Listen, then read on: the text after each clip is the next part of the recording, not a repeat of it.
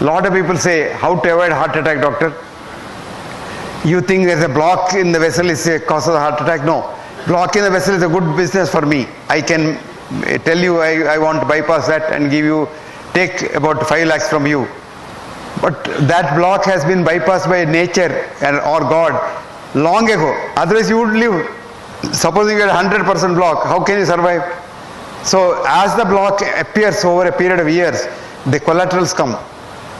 I have a ACE patient in Mangalore. This man saw me about 40 years ago when he was about 50 plus.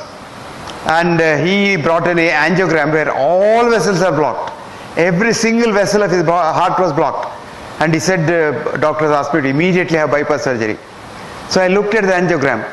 Nature had done so much a bypass. His whole heart was so beautifully supplied by blood. So I told him, look, you don't require anything. Nature has done the job. We can only do a cosmetic work on top of it and harm you. So don't worry. But his children were all in America. So they thought, this village doctor doesn't know. So they took their father to America. They went to Mayo Clinic and showed their angiogram. That Mayo Clinic doctor said, send your father back home. Ask him to have a peg of whiskey every night and enjoy life. He will not die. Don't touch him. And that man is alive now, 94. And you can see him today, 94. Ramrod straight. He had 3 cancers after that in the last 40 years. Survived all the cancers also. And this is a very quick man. If you read Mangalore newspapers, this man has now taken the voluntary job of chief traffic warden. Early morning at 9 o'clock, he's about 6 feet 4 inches height. He'll put on that police dress and come and stand in Hampalkatta and direct traffic. At the age of 94. And is so fit and healthy. Why is he healthy? He has a healthy mind.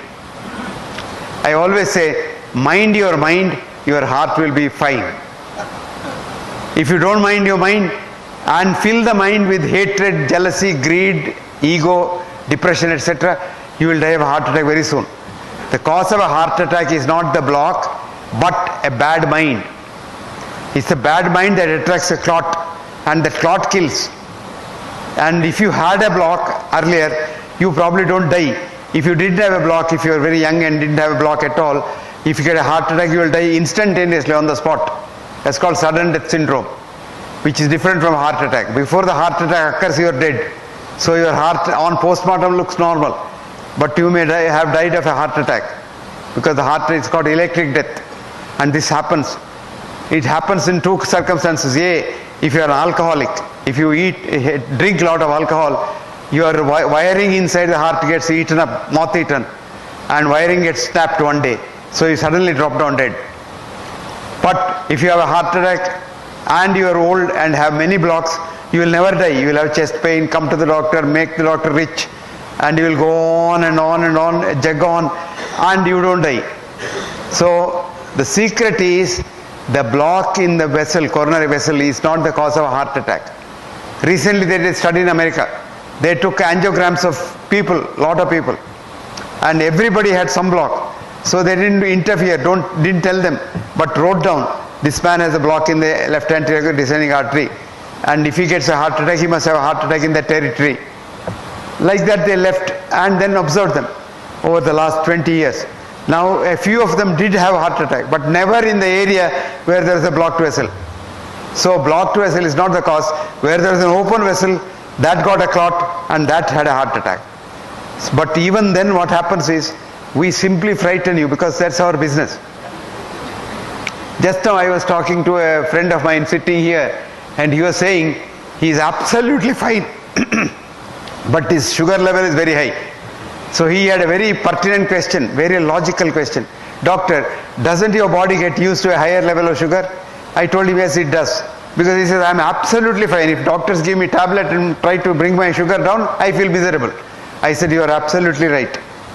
Because one of the greatest researchers in hypertension had told, his name was Sir John Pickering, and Pickering said, after you start a patient on blood pressure drugs, he loses all the 3 things in the American Constitution enshrined for man: life, liberty, and pursuit of happiness.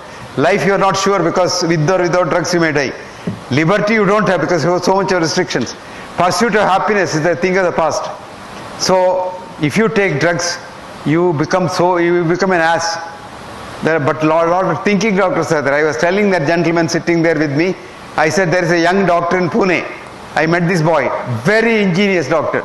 He has devised a method of not controlling diabetes, but curing diabetes. You have no diabetes at all. At the end of which he will give you a certificate, cured of diabetes, no treatment needed. And that certificate, and he will give you a medal, a gold medal. And he will call every year people who have done that course. And this year he called me as a chief guest. I had about 2,800 people who got the gold medal. They called Muktotsava. In Pune he had 4 days of Muktotsava. Tripathi.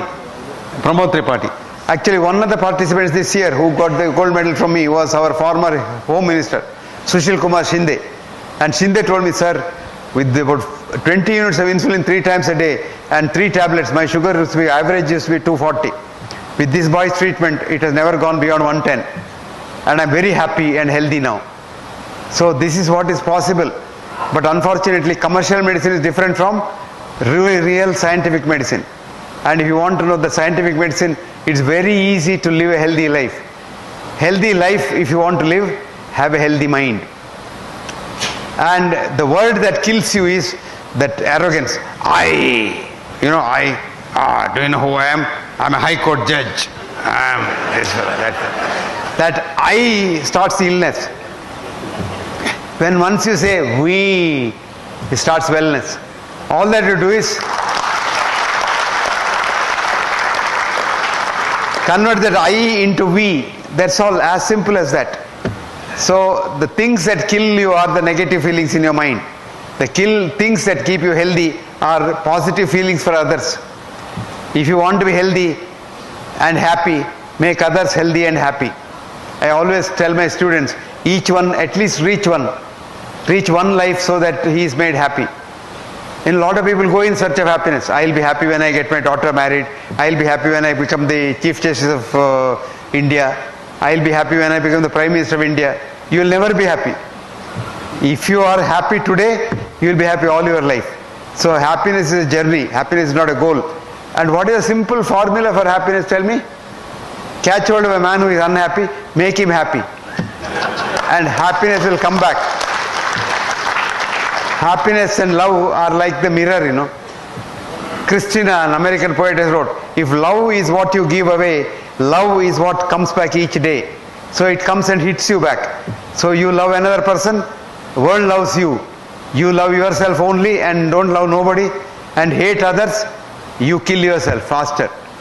So friends, convert yourself illness to we wellness. You will all be very healthy.